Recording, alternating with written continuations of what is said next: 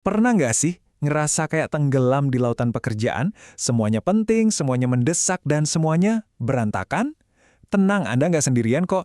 Di sini kita akan coba bedah bareng-bareng gimana caranya mengubah kekacauan itu jadi sesuatu yang terkendali lewat seni manajemen proyek. Coba deh dengerin cerita ini. Mungkin kedengeran familiar banget ya buat sebagian dari kita. Ini pengalaman nyata seorang developer yang kewalahan karena ngerasa harus ngerjain semuanya sendiri. Hasilnya udah bisa ditebak, kekacauan total. Nah, ini nih titik awal kita buat cari solusinya. Jadi, gimana caranya keluar dari kekacauan itu? Kuncinya satu, struktur. Dan disinilah manajemen proyek masuk.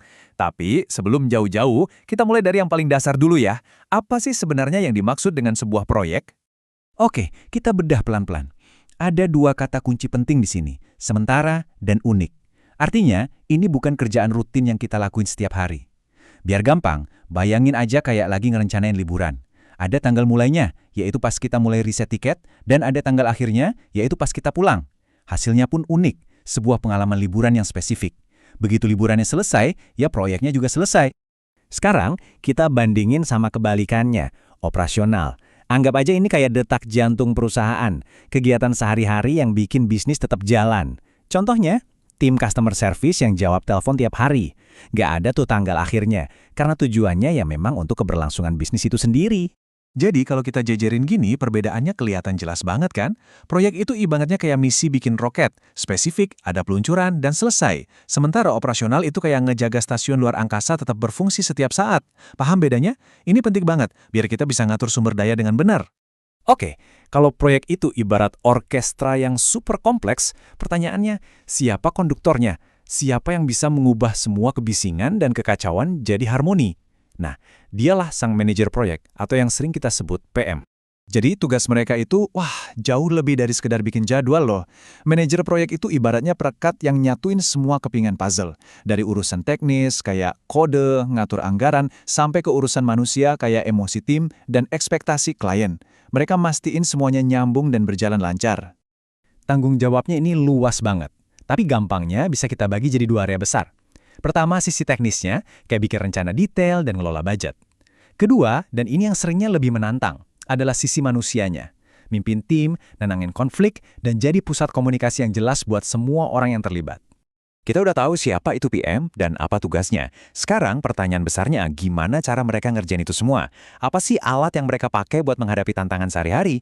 Jawabannya mungkin bakal sedikit mengejutkan buat Anda. Nah, ini dia nih intinya. Sukses atau gagalnya sebuah proyek seringkali bukan ditentukan oleh software canggih apa yang dipakai, tapi sama seberapa jago si manajer berinteraksi dengan manusia.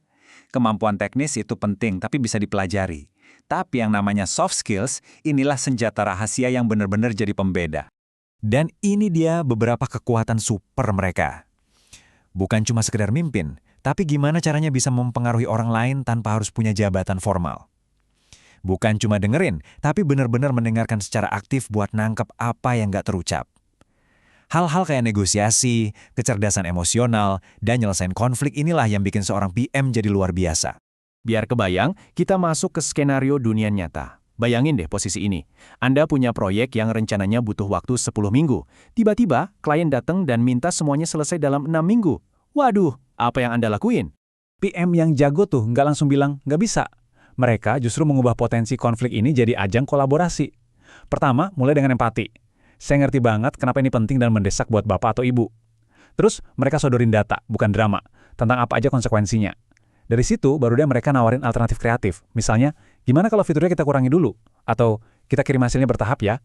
Tujuannya, nyari jalan tengah yang masuk akal. Dan hasilnya? Ini dia yang kita sebut solusi win-win. Klien merasa didengar dan dapat apa yang paling mereka butuhkan. Tim gak jadi korban dan tetap semangat. Dan yang paling penting, proyeknya selamat dari potensi gagal total. Keren kan?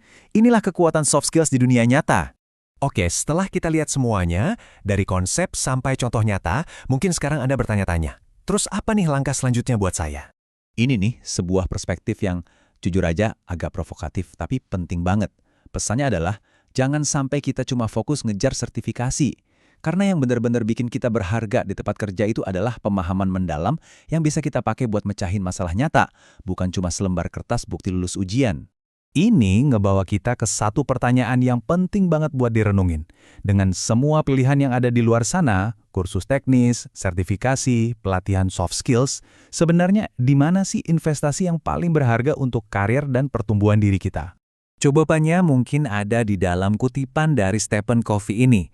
Pada akhirnya, investasi terbesar yang bisa kita lakukan adalah investasi pada diri kita sendiri. Entah itu dengan belajar manajemen project atau ngasah soft skills. Prosesnya mungkin nggak instan, butuh kesabaran, tapi hasilnya nggak ternilai. Terima kasih sudah menyimak.